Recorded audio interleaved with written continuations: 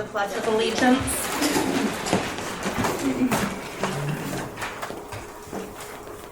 I pledge allegiance to the flag of the United States of America and to the republic for which it stands, one nation, under God, indivisible, with liberty and justice for all.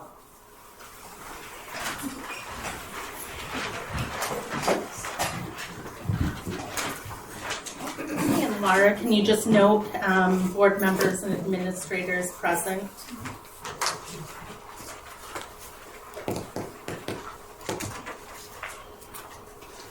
Okay, and board, in front of you, you have an agenda. I know, Wendy, you have some additions to add. So under reports, which is number 6, I would like to add E, special education resource room needs. F, committee's process for reviewing the high school library book Genderqueer.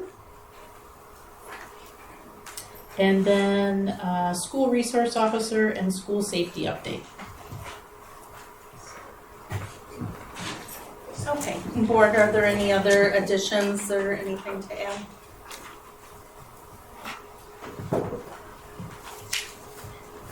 Okay, and then can I have a motion to approve the agenda as amended with the E, F, and G added under number 6 reports? I'll make a motion to add E, F, and G. I forgot the rest of the wording, sorry. I'll support.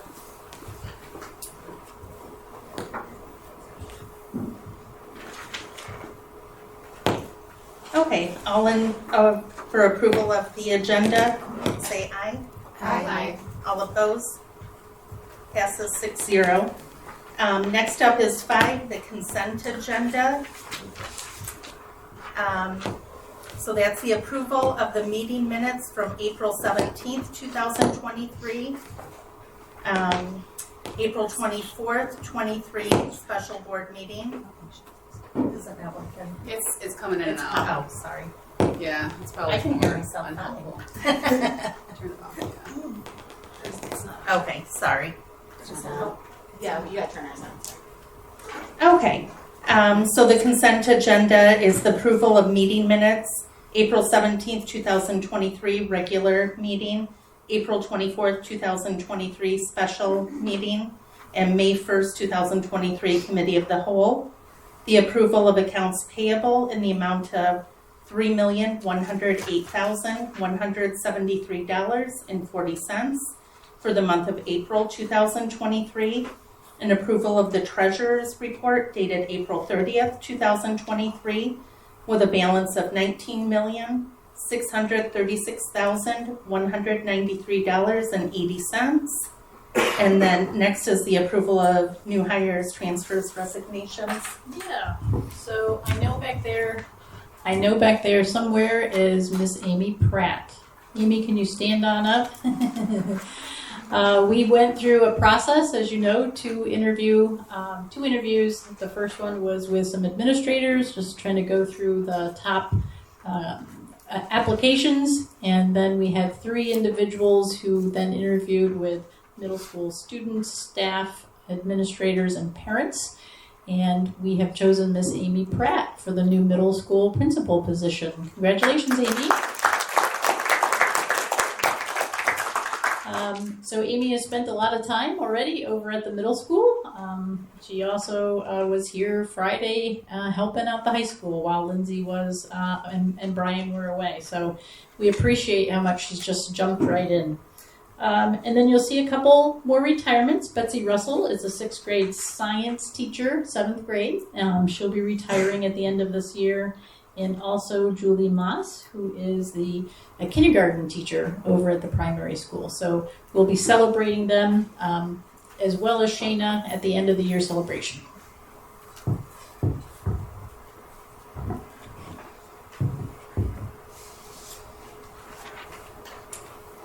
Okay, so board, you have a board action request. Could I have a motion to approve the consent agenda? I motion to approve the consent agenda as presented. I support. And Laura, roll call vote, please.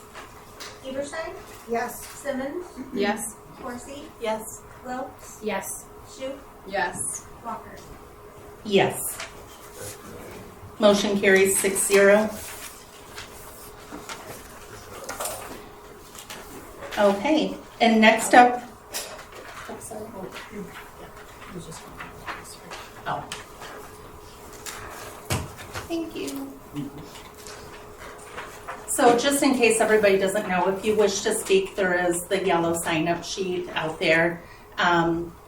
So just to go over, because I know there are some new people here, this meeting is a meeting of the Board of Education in public for the purpose of conducting the school district's business and is not to be considered a public community meeting. There is a time for public participation during the meeting as indicated on the agenda. So that's where we're at now under reports. We're at community input.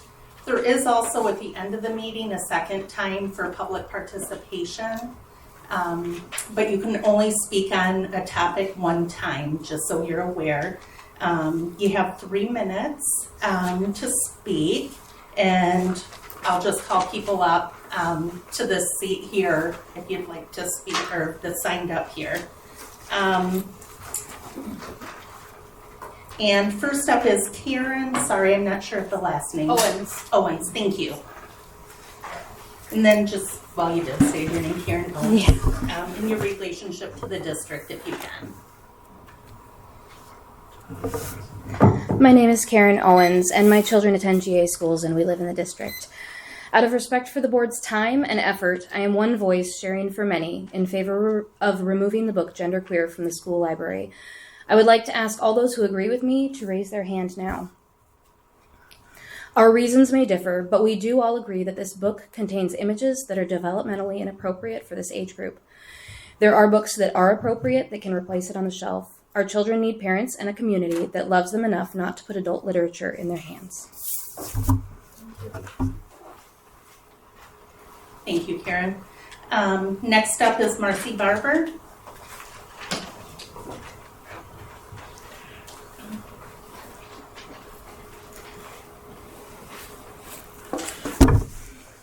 Hi, everybody. It's been a while since I've been in this hot seat. Sorry. Marcy Barber. I have a first grader, a fifth grader, and a seventh grader here in the district. I own the home that I live in here in the district and a rental property in the district. I just wanted to talk to you all about the book, Genderqueer. I read the book cover to cover. I hope that all of you have, if you're making a decision on a book, that you read it cover to cover, not just look at a few select passages. I would personally be okay with my seventh grader having that book available to him. I would even be okay with my fifth grader having that book available to him. And if my first grader happened to get his hands on it, it would generate a discussion, about the book. I have bought a book on bodies that is highly recommended for elementary school children. And some of the illustrations in the book that I bought that was intended for, 10 and under or 10 and over, I've got 2 books, have illustrations similar in nature. So I'm okay with the illustrations. I think that the illustrations, the content, are all age appropriate for kids that are in this building. I think that we are at risk of marginalizing a group of students who are at high risk for mental health crisis. And I think that we should consider that in our decision to keep the book. And lastly, there are books on all of these shelves in this room that describe in words similar things. And I personally don't think that it matters whether it's an illustration or whether it's words, and I would not get rid of any of those books. I think that, Literature is here for anybody to enjoy, and we should all be happy that kids are reading. Thank you.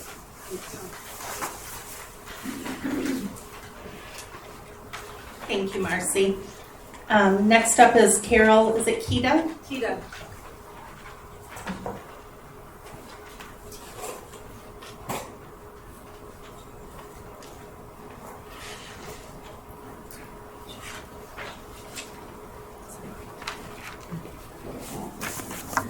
Hi, my name's Carol Kita.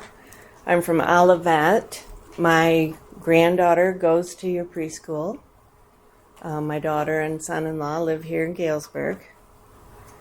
I'm the former technology director coordinator from Olivet Schools. I was in the position for 20 years.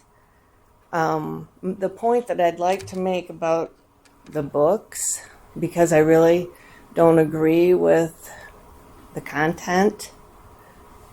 I did read the book Gender Queer. As a tech person, some of the words that are in that book would never pass your filter. The federal government requires for you to get your funding through USF that the internet needs to be filtered. Children's Internet Protection Act, we call it SEPA, through USF, E-rate. You guys are probably familiar with that. Your ISD probably does the submission forms for you now. So my point is, not only this book, and it's not just your school, in my personal opinion, if the federal government thinks it's important that we protect children from pornography and certain words, things that they need to be protected from, that the school districts in the state and the federal government should be going hand in hand. And if it can't pass your filter, it shouldn't be on the shelf. That's my humble opinion. So just wanted to make that point. Thank you. I know being a board member is not always easy. Thank you, Carol.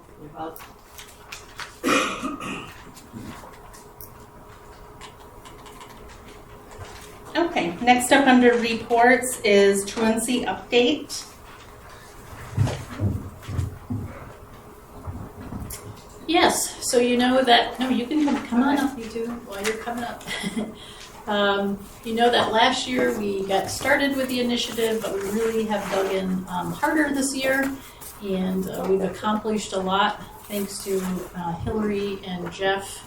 Hillary has kind of taken the reins for the Eastern Service area, and Jeff has been right there, helping out, doing things and all of that, and they're going to share that data with you tonight. And I can just hand it to them. yes, please just hand it out. So we're pretty excited about just this first year's results.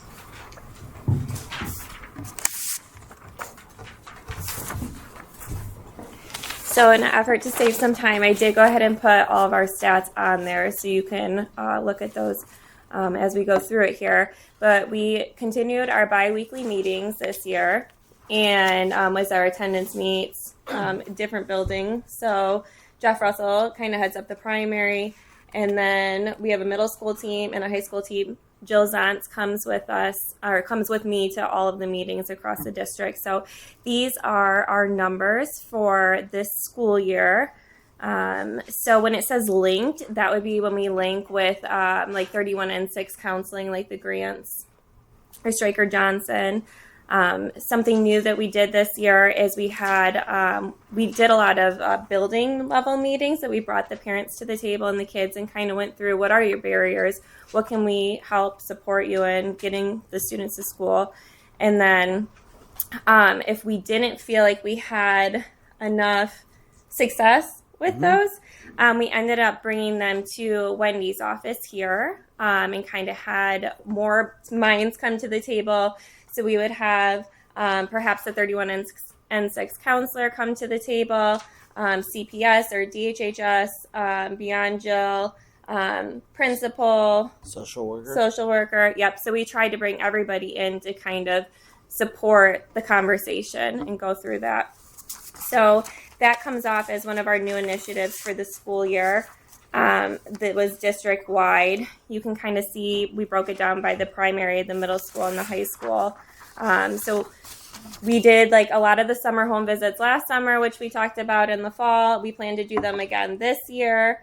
We didn't probably have as many going on through the school year, but that's because if a parent's communicating with us and we're having that open conversation and dialogue, we don't go out to the home, right? That's more if like we can't get a hold of them. In the summer, we go out to see the kids and, build those relationships. So we'll be doing that again this summer, kind of beefing up our home visit packets, get Jeff in the kitchen making some cookies. And I don't think so. So one of the other things we did at the high school level is they are having the new counseling secretary, Amber Couch. She is calling all of our tier 3 kids every morning, calling and talking to the parents every morning that they're not coming into school. So it gives that personal touch, that accountability.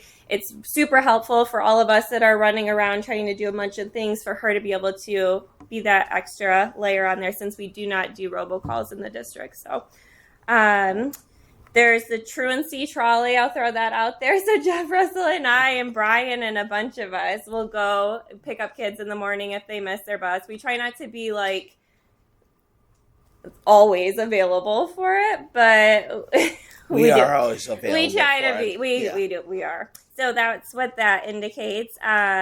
We've got the teachers and staff in the buildings. I'm writing kind of generic letters home this summer that I'm going to drop in the mail just at random times this summer, just touching base with these kids and wishing them a good summer. Can't wait to see you in the fall, that kind of stuff that we'll be sending out. So Yeah. Everything else is kind of listed in here, so I don't want to take up any more of your time, unless you have any questions for us. Well, I'll just add.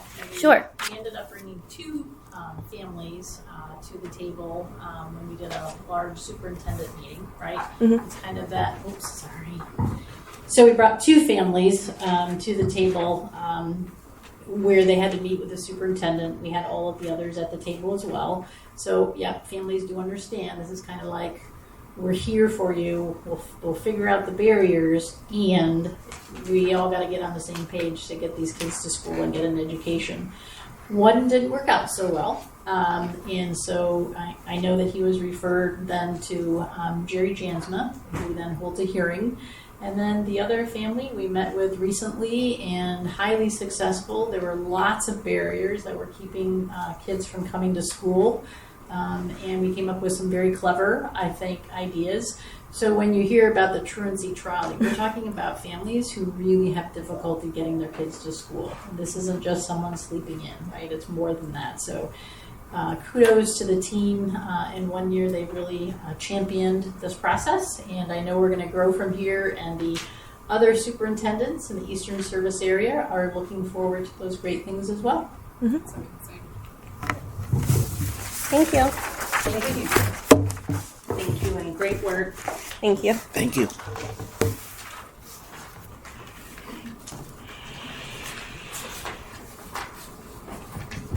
Okay, next up under reports is the curriculum and instruction report. Good evening, everybody. It's so nice to see you all this month. So in my board report, there's 2 different things that I want to highlight for you tonight. One of them is Talent Together. Very excited about this. This is Michigan's attempt at really trying to focus on the field of education and in terms of recruitment. So I gave you a little bit of detail. But this is a program that's open to any Michigan resident with at minimum has a high school diploma and a strong interest in becoming an educator. We've had 2 paraprofessionals from our district already apply and are in the waiting game. The application phase closes June 30th. And this is also for paraeducators who have an associate's that don't yet have a bachelor's. This is for high school students that'll soon graduate and want to be a teacher. There's a lot of different pathways. The things I want to highlight in this program is that during this, you get an income. And so they talked about how It'll be somewhere between a paraprofessional and a first-year teacher, but then they also get benefits, which is awesome. So those of us that have been in the field for a while, what an awesome opportunity for people trying to grow and be a teacher. So I wanted to highlight that. It's open to community members as well. I have the information, and you can just reach out to me and I can pass on some of that information to you. So that's pretty exciting. And then the other big thing, it is May-cember, as we joke. It's as busy as December, but without the parties and the cookies. But we are in the midst of spring testing. All of those windows are starting to close. And our next steps is to really hold some of those data reviews with staff members so that we can reflect on our instruction from this year and then do some forward-facing planning for next year. So we're in the midst of testing season. So that's all I have.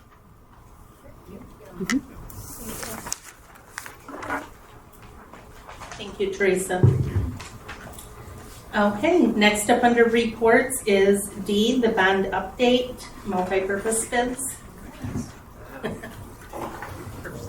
All right, I know we have Dean here, and I think Ben is here somewhere.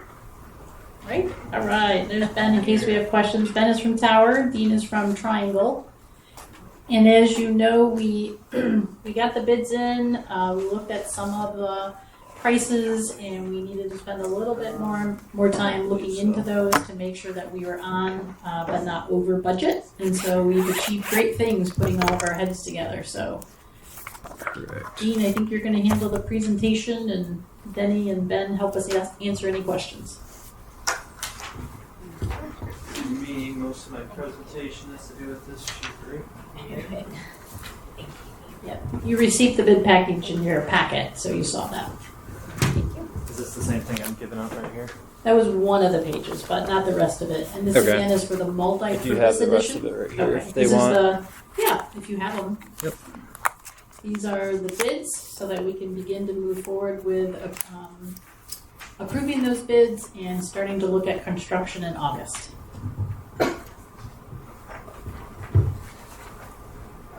Is it That's like a all whole one? package. Yep. Okay. I just did staple it together. It's kind of easier to flip as you go.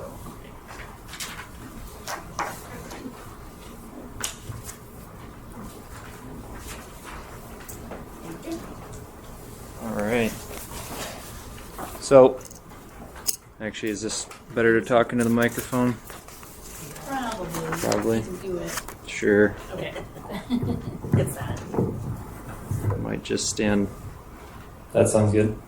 All right, so I got two sheets here. The first one is the overview and the summary of everything that's included in the multipurpose edition. Just a summary of the overall project. It is the addition off the back of the gym.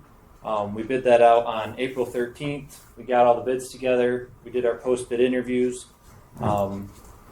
Really, it's just an interview with all the contractors to go through, make sure they have everything that we wanted them to have in the scope. And so you can see on the package, there's the list of contractors that we're looking to award. I think really there's only one contractor on there that we had to skip the low due to a specification issue. But the rest of those are the low contractors that came in the bid. It gives you a little bit of a summary of what each of those contractors has included in their scope. Many of those are self-explanatory. The only one that kind of adds a few other things in there would be your carpenter general trades, put some equipment in their scope to furnish and install. So you have that list of contractors, the total amounts on the proposed contract amounts, and then on our summary page, we have a list of allowances that were included that the owner is to hold. For example, reworking a gas line is through consumers. That needs to be done to get our gas line around the building. Other things just included that we want to make sure the owner has and is covered for additional items if they're needed. The other things that are spelled out on here is our GCs for construction, a design contingency, a construction contingency, and an owner contingency as we move forward into the multi-purpose edition. Other than that, we've been going through with the district at the last board meeting, just going through the phasing of the document or the phasing of the building construction starting in August with the addition, and then going through renovations at the wrestling room and the existing weight room, and coordinating that with district operations over there. So is it okay, Dean, if we just kind of show, so where it says notes and comments, you can see some of them where we didn't accept them. So some of those are places where we felt that we could remove the item without in any way taking away from the scope of the project, or making sure that all of the groups that we had said we'd give them spaces and do better by, they are still met. So just an example if you wanted to know that. So one of the, if I have this picture, one of them was we were going to do a 2-story addition storage area off of the multi-purpose, and would face towards the baseball, softball fields and the new track. And it was kind of a luxury. It was something we thought about later, and as we looked at the prices that came in, talked with Frank, we really felt that that wasn't necessary. We could just go down to one, and that one level saved us quite a bit of dollars. And so those are the kinds of decisions we went through as we. I know we were going to bring this to you at the special board meeting, but we really had to take a little bit longer look at some of these just to make sure that we didn't compromise what we had shared with the voters, that our whole goal was to really make this multi-purpose. Denny or Ben? No, I'll be loud. So where it says not accepted, that is something that we have scaled back, correct? You got it. All right. Is that correct? When we say not accepted, Just some of them, right? so let's just go. page right here. Let's just go to the very first one that I see. There's a swap acoustical deck for standard deck. Not accepted means that's staying in the project. Oh, sorry, okay. did I So do these the are, opposite? most of these things are things that we wanted to just take a look at if we had to take them out of the project to make sure we were within budget. So they would be a credit coming back for some sort of design feature. And we wanted to take a look at what the value of that was. So for this example, the acoustical deck is going to make it so there's less echo. It's acoustically, acceptable. If we take that out, it was something that we reviewed and we said, hey, if we take this out of the project and the acoustics are terrible, it's not something you can just throw back in the project. Yeah. So we kept that savings, potential savings in the project because it's not something that we can't go in later and potentially put back in, like a piece of equipment or something else like that. And then if you look under 042, you'll see that that's where that second floor was taken out. You'll see it multiple times because it involves different contractors. And so that's one that's approved. Thank you, Dean, for the correction that we did approve to remove that so that there'd be some funds saved. Yep, so you can see that was a credit to bring money back into our budget that was approved.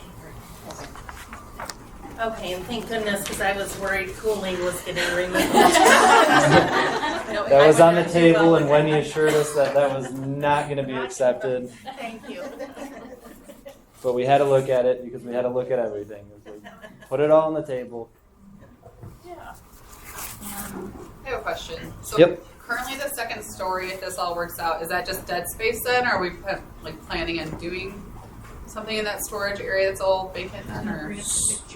Yep, so right in the way you probably saw it during the special board meeting is there was it's almost like a column that went all the way up to the ceiling that was going to have additional storage on the mezzanine space that was a concrete deck up there. And then you were going to have, so on the bottom part you might have had like a 15-foot ceiling width. You get up to the top and you're going to have another 15 feet of ceiling space. Now we bring it down. We've just got one floor. We were going to have heating on the second floor too. We were going to have a lot of, the ship's ladder was expensive. The steel to get that extra space was pretty expensive. Quite a bit of savings with steel and masonry. So it's like a half wall now. It's not Yeah, a so full it'll come down, and just the the price per square footage for that storage space, the more you look at it, the more you see how much you were paying the premium to get 2 levels of storage. So before you would have seen it higher, and now it's been brought down. It's a little higher, the first floor, am I correct, Ben? So there's a little bit more height for storage, but just not a full second floor, because it made a lot of sense to remove those extra costs. We always like storage, but that was an easy decision. Yeah. And it really doesn't affect too much architecturally of how the whole building looks. So. Yeah, so some of the others, we looked at the, I'm not going to get the transparency windows to the left and the right. Ben, what's the right name for that? Polycarbonate sandwich walls. Yeah, polycarbonate sandwich walls? Right. What's it called? The translucent windows. Yeah. Could we have taken those out and saved money? Yes.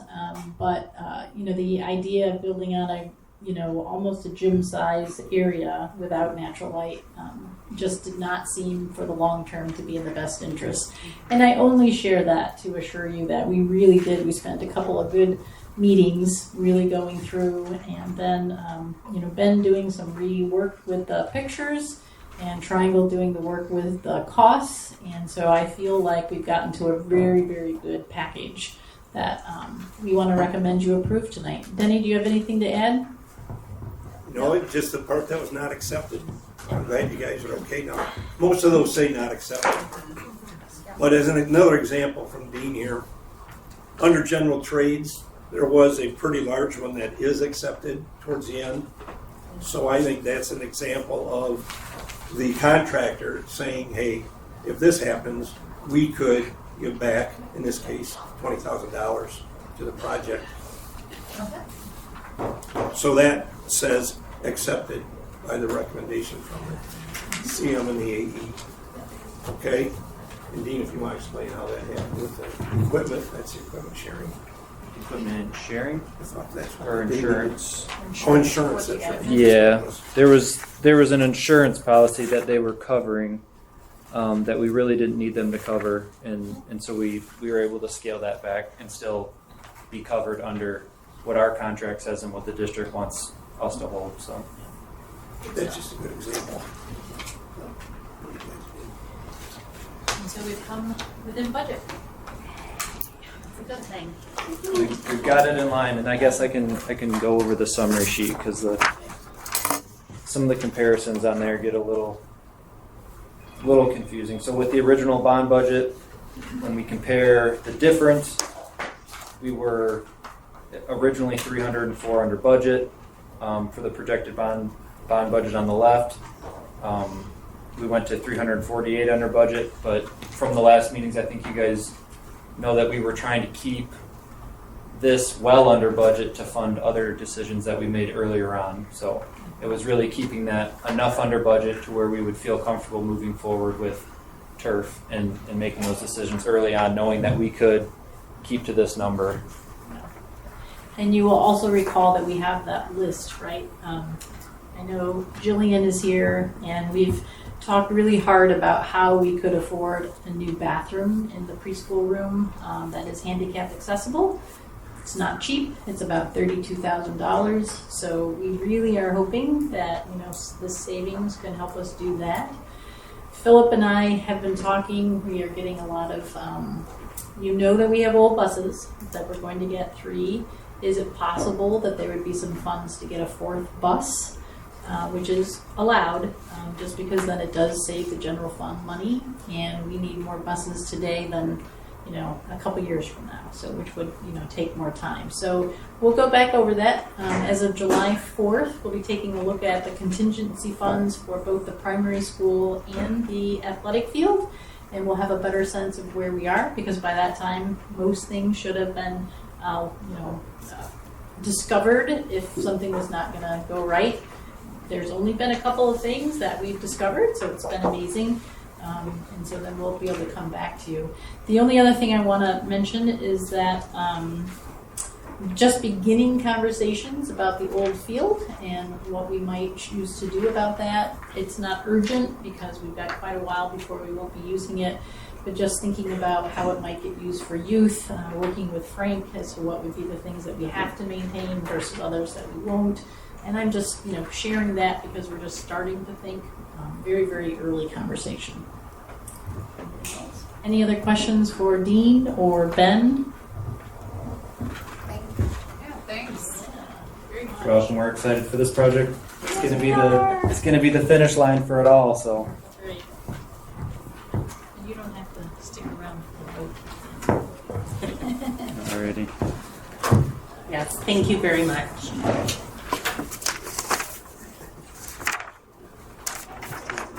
Okay, and next up under reports is E, the special education resource room needs.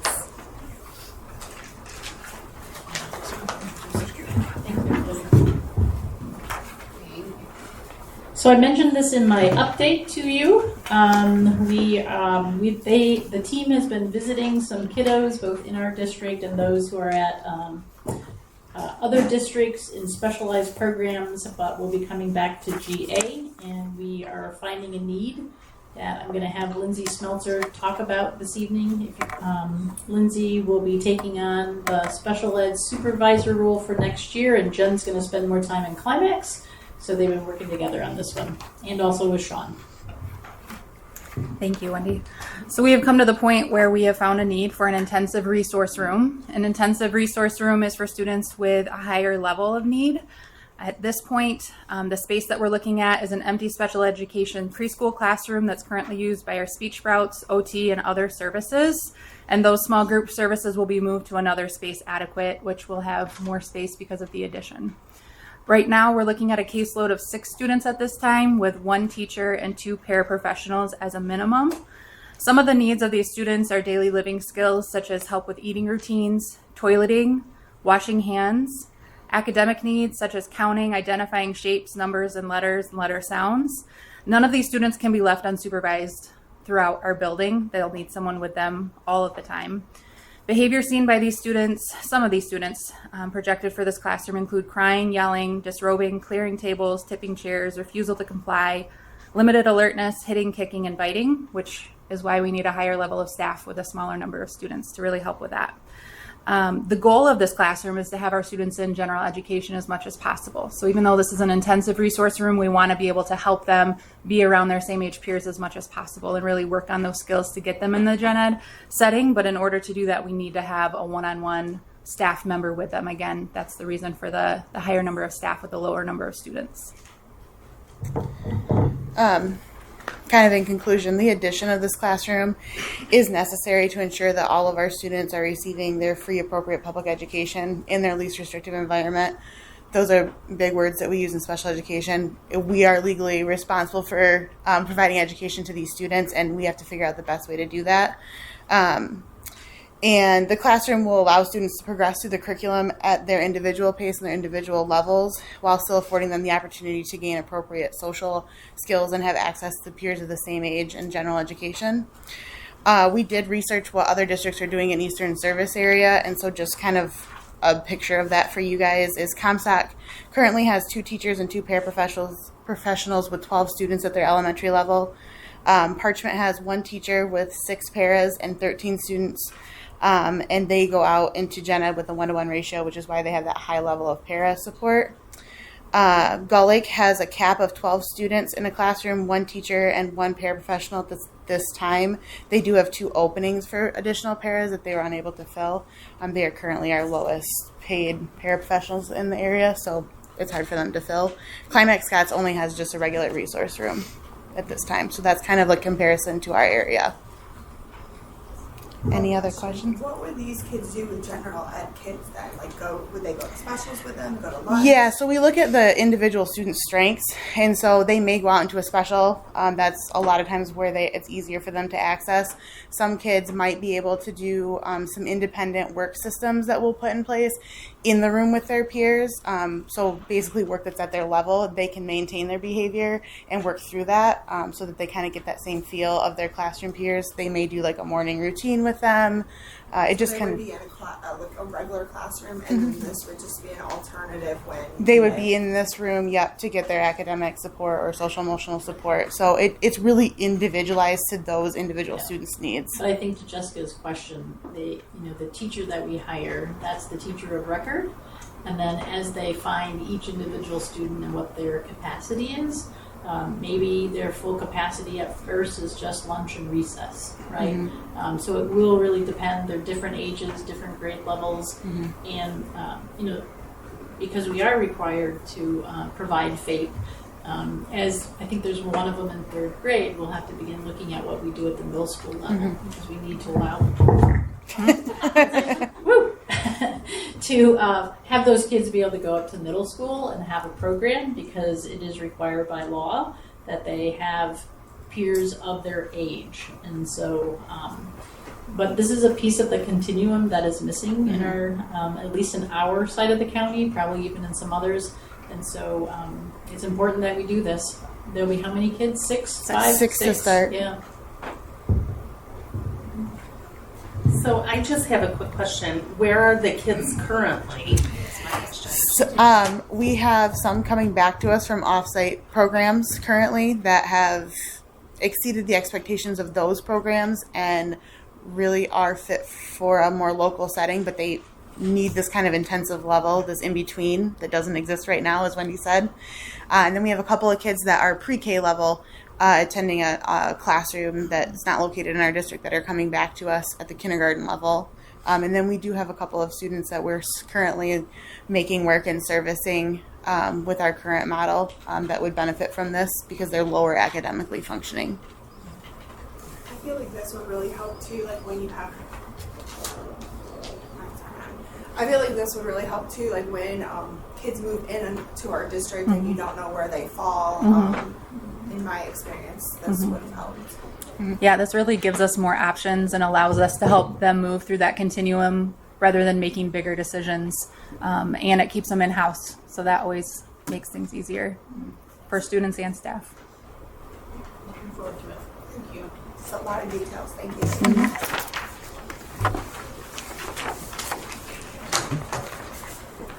Thank you, Jen and Lindsay. Okay, next up under reports is F, committee's process for reviewing the high school library book, Gender Queer. Try not to tip it over. Okay, so I've kept you fairly advised, right, as to where we've gone, but I do want to pause and do that one more time. So before spring break, several complaints came in about the images in the Gender Queer book. Just before spring break, Lindsay checked the book out as I had not seen it. I wasn't aware of it, and so I said, let me look at the book and see what the complaints are about. I had parents send me pictures and all that kind of good stuff. So, and then it was after spring break that, it was over spring break that I had talked to Public Radio and shared with them that we would be putting a committee together to review the book. And that's exactly what we've done. As you recall, because of the content of the book, the images, I should say, I did ask Teresa King to invite 3 of our parents who are on our reproductive health committee. We had a high school English teacher, all of the media center clerks, of which there are 3, our curriculum director, Lindsay Newton, the high school principal, and myself. And I think I got them, everybody. So we met twice. I'm not going to remember the first date, but it was April 18th. And, I commend the group because each time we met, it was very civil. We could come to very good understandings. Passion, yes, but definitely civil and respectful. So the first time we met, we went through questions that come out of board policies, and they were as follows. So what is our purpose? Being very clear that our purpose was this book only. and that the images, the question was, are the images developmentally appropriate for kids in our high school library? We talked about and brainstormed together what are the strengths of the book. We then listed out the concerns of the book. We talked about what is the slippery slope. We also asked, are there other options than taking it off the shelf? And then we said, what questions do we still want answered? We had about 3 or 4 of those. And so then we adjourned, and our second meeting was May 3rd. So at that meeting, I brought forth some of the answers to the questions. One of the questions that was asked of Jared, our high school media specialist, was, are there other books out there that speak to the non-binary youth, those struggling with it, or that experience, like this one is a memoir? And he did create a list, so we have that. We know that we're going to improve our processes for how we bring controversial books into the district. And so, and I've shared with you that lots of other districts, in Kent County in particular, has come up with some great processes. They've helped their locals, and so we'll be taking a look at that over the summer. So the list is there, but the approval process, et cetera, won't be until fall. And there were some questions about, the legal code, the Supreme Court rulings, all of that. We shared some of that back with the group. Again, I think we discussed pros, cons, and all of the above options. We went through it all again. And then the committee made motions, and that is what you'll be speaking about when you go into closed session. The attorney has provided an opinion letter, and she'll be available while we're in closed session. So I think I covered it all. I think so.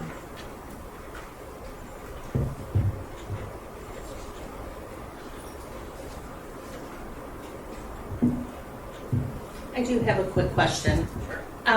So do we have any current books available for non-binary, or we have a list that we can look at to get? I don't think he's here, is he? When I asked him that question before spring break, he said yes. I have not, looked at that book specifically. Yeah. Okay.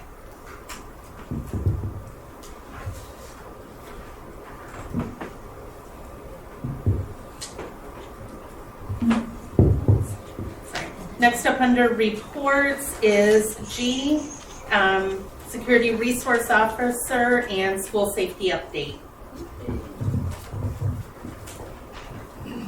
Okay, so I've been working with the Kalamazoo County Sheriff's Department. I have a draft of a contract that we are putting together to bring on a school resource officer in the fall and split that person with Climax Scots.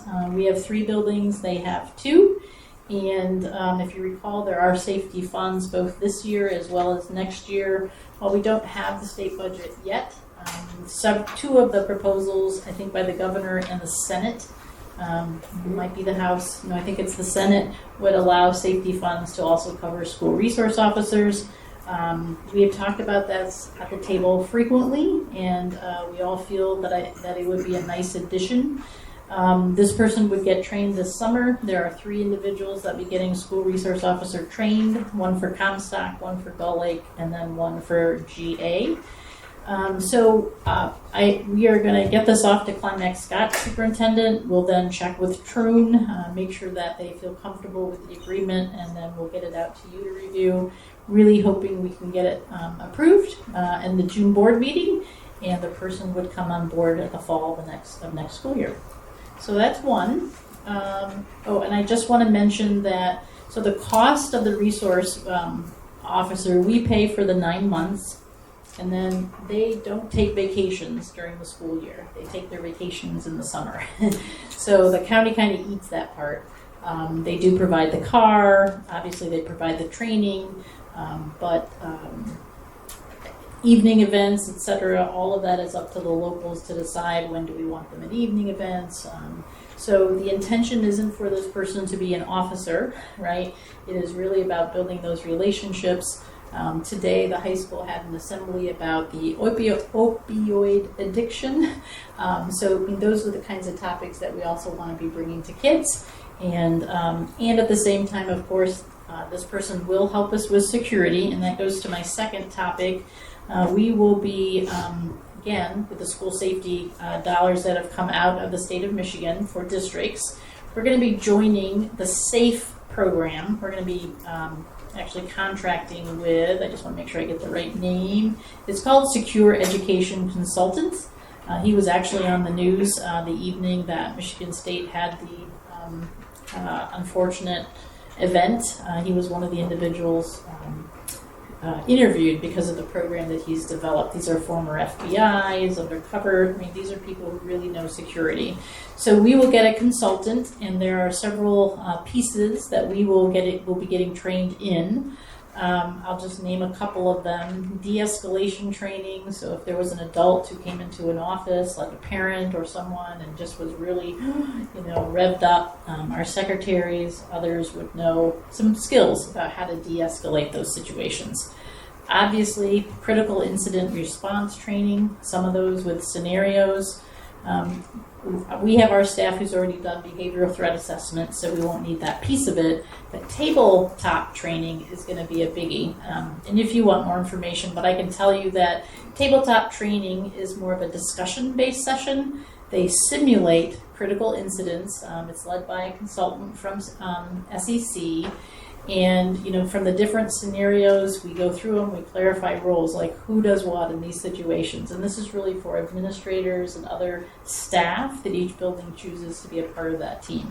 And that'll begin in August before school starts. We are hoping to get on their calendar so that one of the days that the staff are back, we do a training with the entire staff. So more to come. Frank's kind of my in-charge guy, but, we've met with them. I think it's going to be a great opportunity for us to get moving faster and be feeling better, about the fall. And then if we bring on the school resource officer at the same time, it just makes it more powerful and strong. So, so I just wanted to share those two things.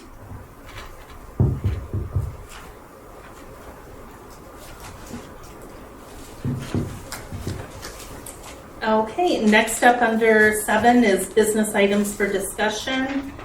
First up is the monthly budget discussion.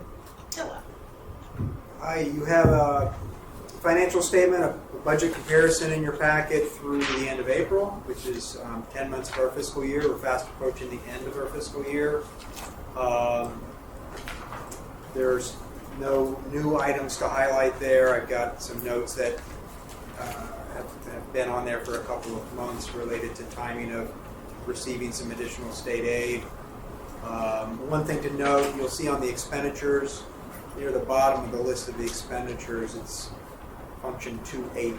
It's just called central. It's support services. It's broad ranging in that category, but mostly what we have budgeted there is non-instructional technology. So software that is used district-wide. What we pay KRESA for our technology support services, that's all included there. That is slightly over budget at this point in time, and that's related to some software that was added. There's also some training on Power School that's included in there. So we'll talk more about that as we amend the budget for the last time, and we'll present that committee of the whole meeting in June. But happy to answer questions if there are any on the report.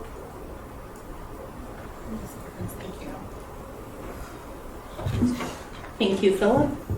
Next up under business items for discussion is the multi-purpose bids. I know. That's what okay. Well, we will skip that one. Yeah. C, under business items for discussion, is merit pay for professional staff. So if you recall, we had this conversation last December that we have board policy and administrative guidelines that I believe we included in your packet. And this is the time where we typically vote then for the performance pay that you have set up for staff. For those of you who may not be familiar, this is now a legal requirement that evaluations and effectiveness ratings are somewhat tied to data, and that there is a performance pay tied to it as well. And currently it's $400. The board did not choose to change that. When we had discussions, if you recall, we were still wanting to know where the budget's going to be. It is my recommendation that $400 in merit pay is given to each of our professional staff, and that's what you have before you.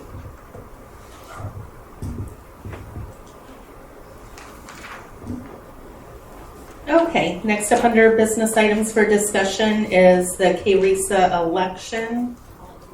Okay, so we talked about this at the either last meeting or the COW. So it's set up. I'm the one going for the KRESA election to vote. It's every 2 years, I think. Let's see. And Laura, did you give them Yeah. running? Who was in it? Okay. Yes, and let me, I'm trying to find it on here. Just a second. It's the very last one. Okay, thank you.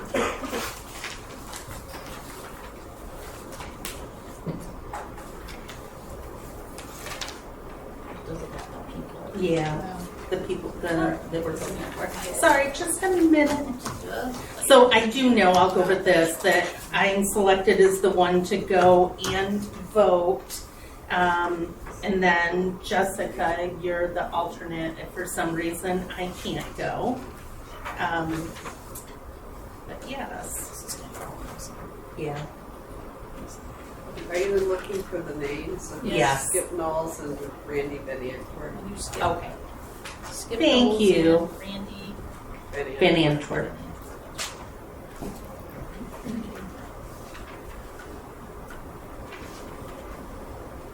Both are Okay. current board members. Yeah.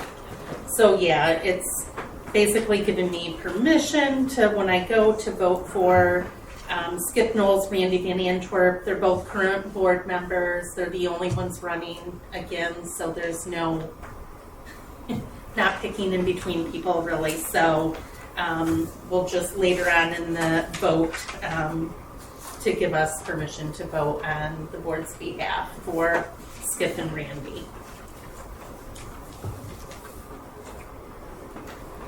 Okay. And then next up under the business items for discussion is the KRESA General Fund Budget Resolution. Philip, can you speak to that, please? Um, KRESA budget, how we have to do it every year. Yes, I mean, I can speak to Just general. why it's In being general. presented before you. I can't really speak to a whole lot of the detail in it, but there is a memo from Scott Thomas, who's assistant soup at KRESA. So it's being presented because it's state law that intermediate school districts present their general fund budgets for the new year to the constituent districts within their service area, and it needs to be voted on. Your voting no doesn't mean it's not going to move forward, but you are entitled to review it and either approve it or disapprove it. And you have that in your packet as well, all the ways in which KRESA, what are the pieces of those budgets? And generally, I mean, it's in the memo, but I think the budget is increasing by about 2%, both on the revenue side and the expenditure side. It does show a slight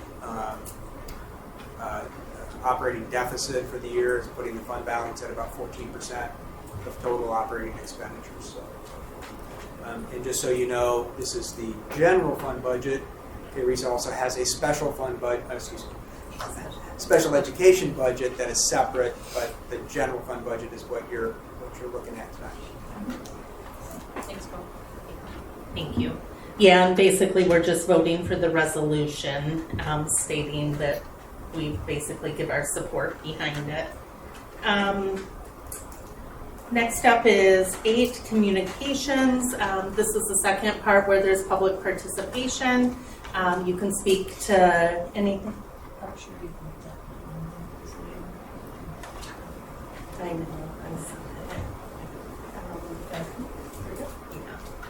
Thanks. So have 3 minutes, same as before. Eric Curtis.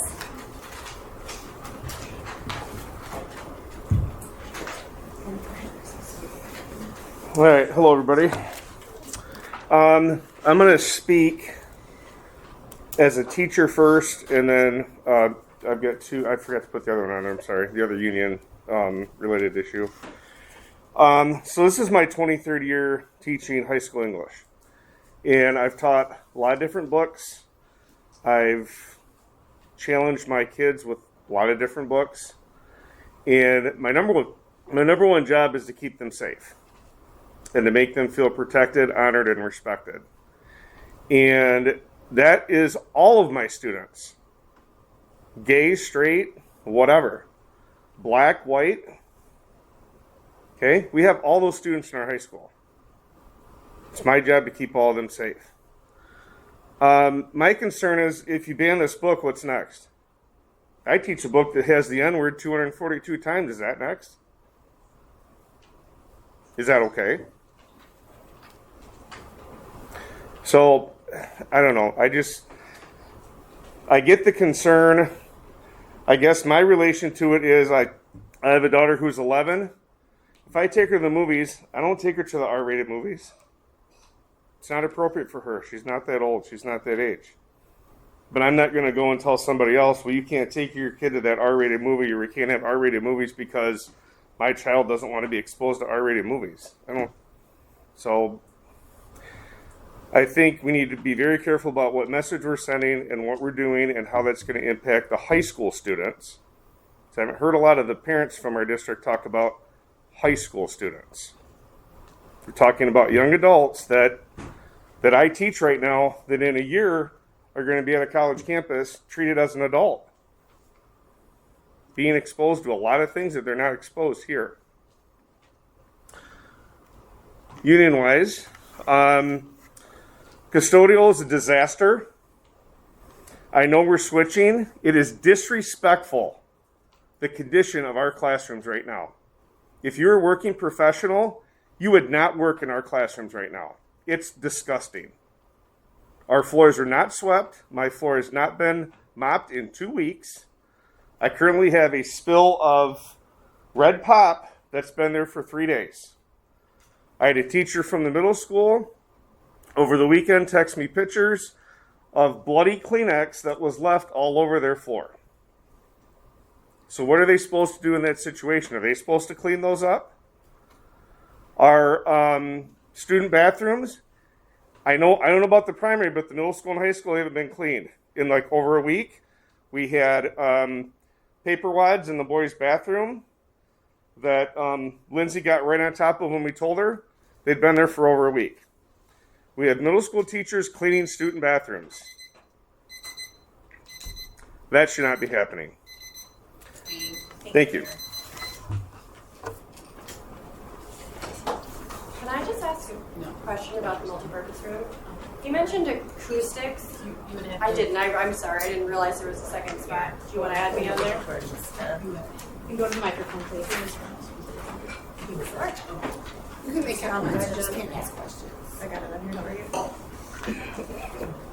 Sorry, I didn't realize there was a second comment. So Penny Soom, the question about the multipurpose room is just, I thought I heard him say something about the acoustical decking, and my question is was the design part of the bid, did they use a sound engineer? Did they use a sound architect to check into that? Because if you're going to use it for drama, robotics, or anything where you may want it to not sound very fuzzy and echoing there, that's a super expensive process if you do it on the back end, because we're doing it right now at my office.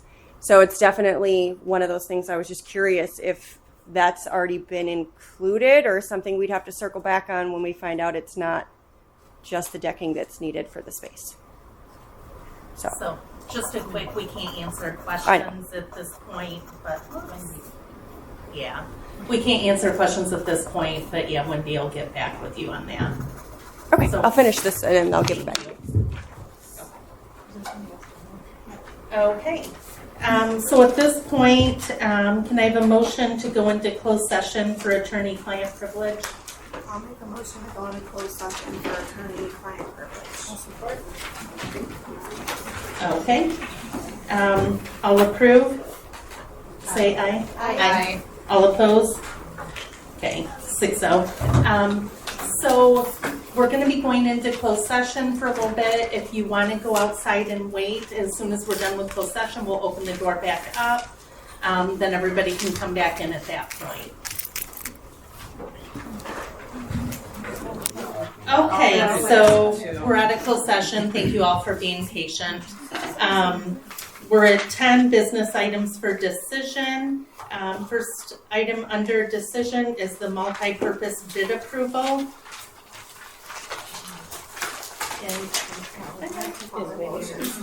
Okay, could I have a motion to approve the multi-purpose addition and renovation bids? I motion to approve the multi-purpose addition bids as presented. I'll support.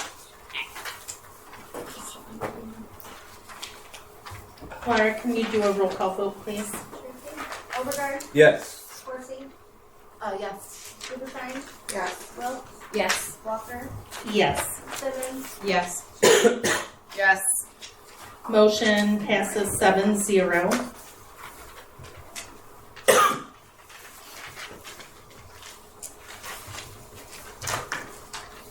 Okay. And next up under decision is the review of the educational material in high school library. Could I have a motion, please? I'll make a motion to remove the book Gender Queer due to several sexual explicit images that are educational, unsuitable for the school. I'll support. Discussion. This is not an easy choice for any of us to make.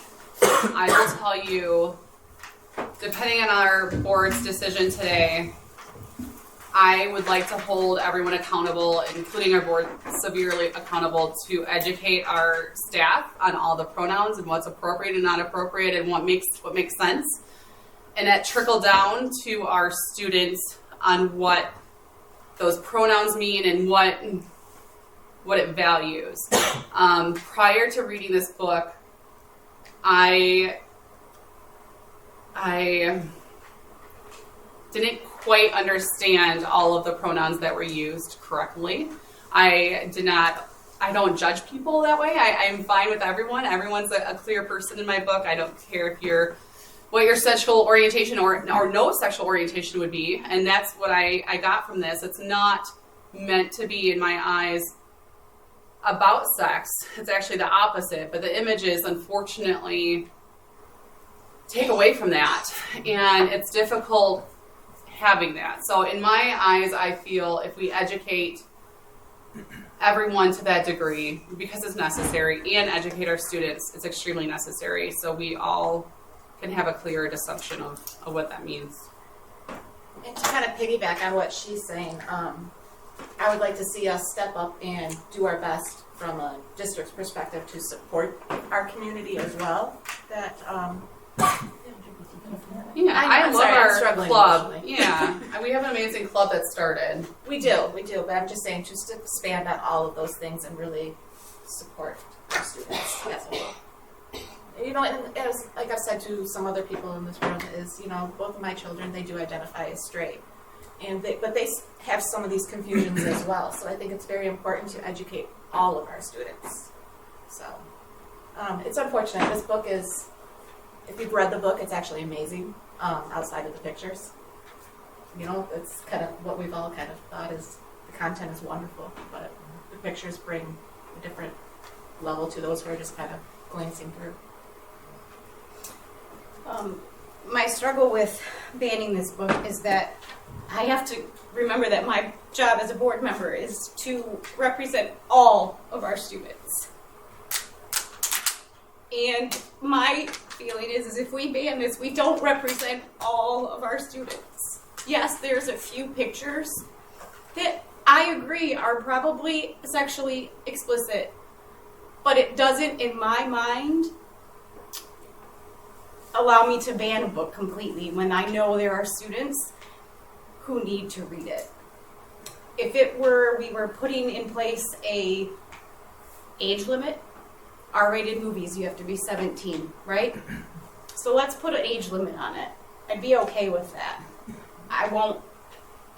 I'm just not comfortable. Because I represent all of our students, not just a few that, and I have friends here who feel differently, and that's hard. But I have to do what's right as a board member. And as a board member, I'm here for all of our students, not just my kids' friends, my friends, all of them. So I'm also here for all of our kids. Most of us have read this book, if not all of us. I think that it was educational. I just don't believe that it belongs in the high school's library. I think that Diana checked, it is at the Galesburg Library. I think if kids need this book, there are other ways for them to get the book. There's a list of books inside here. There are other books in our library for this population of students that this would help.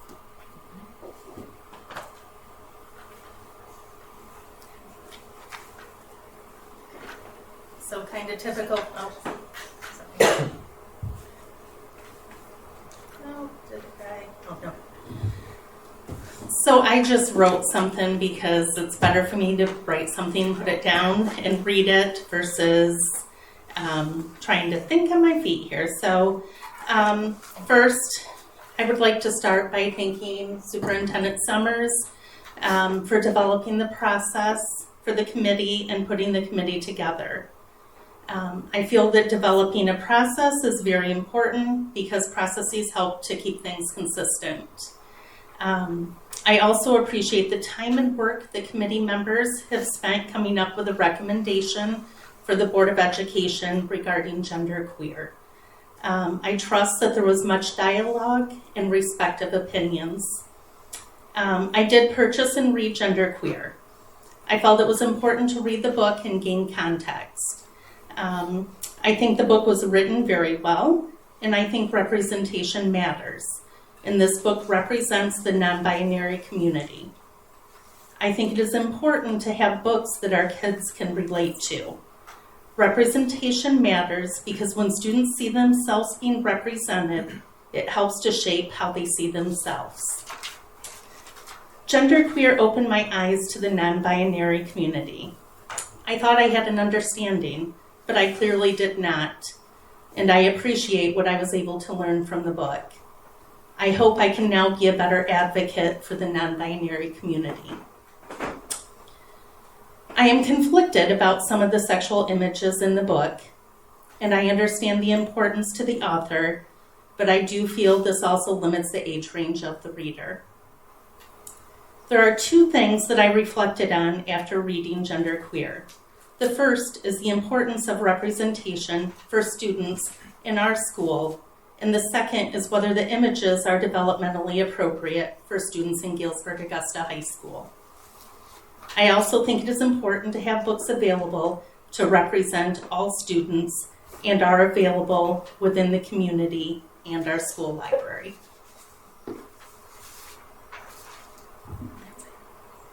Okay. Any other discussion? Okay. Laura, can you do roll call vote, please? Eberstein? Yes. Horsey? No. Lopes? Yes. Simmons? No. Shoup? Yes. Overgaard? Yes. Walker? Yes. Motion carries 5-2.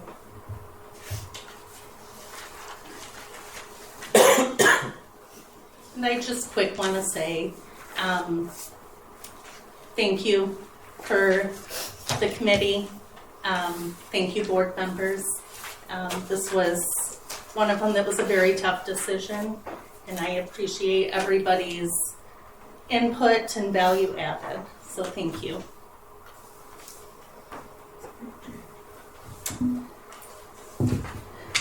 Okay, next up is C, merit pay for professional staff.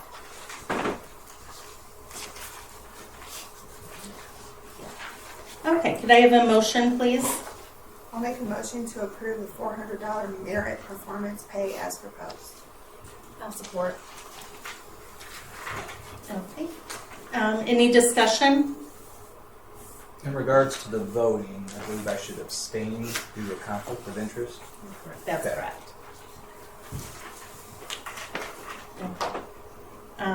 Any discussion?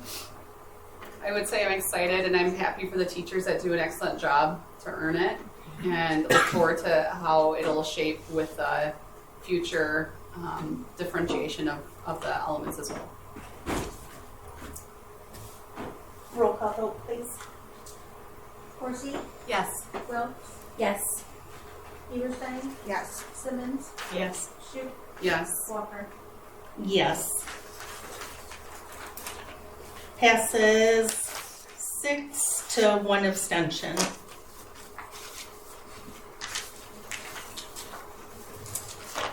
Okay, and next up is KRISA election. Could I have a motion, please? I'll make a motion to approve the resolution to the June 5th biennial election selecting Skip Knowles and Randy Van Antwerp to the Kalamazoo County Regional Service Area Board of Education. I'll support. I'm sorry, who supported? Horsey. Thank you. Any discussion? Roll call vote, please. Shoup, Yes. Horsey, Yes. Wilkes, Yes. Overgard, Yes. Eberstein, Yes. Simmons, Yes. Walker. Yes. Motion carries 7-0. Next up is the KRISA General Fund Budget Resolution.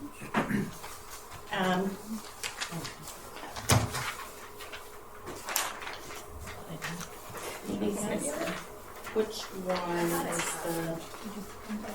Oh, motion to approve budget. The As a resolution. trustee.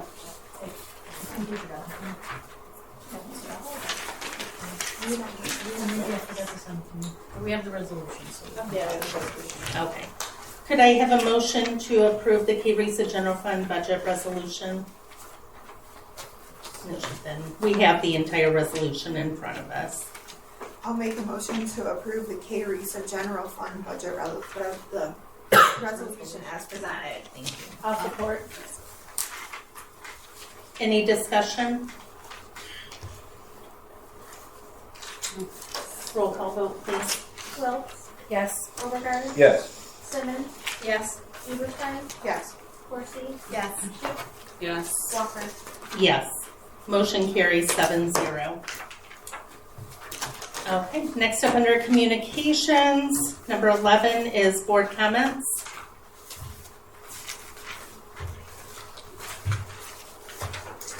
I just want to say I'm proud of everybody here. We had a very challenging situation, and I still wasn't sure what I was going to do till the very last second. I think I flipped flopped 100 different times. So I just want to say I'm proud of everybody here. So I hope to see a lot of you at the award ceremony on Wednesday. And then there's also the Galesburg-Augusta Foundation Scholarships Awards Thursday night, I think at 5:30. I'm looking forward to that.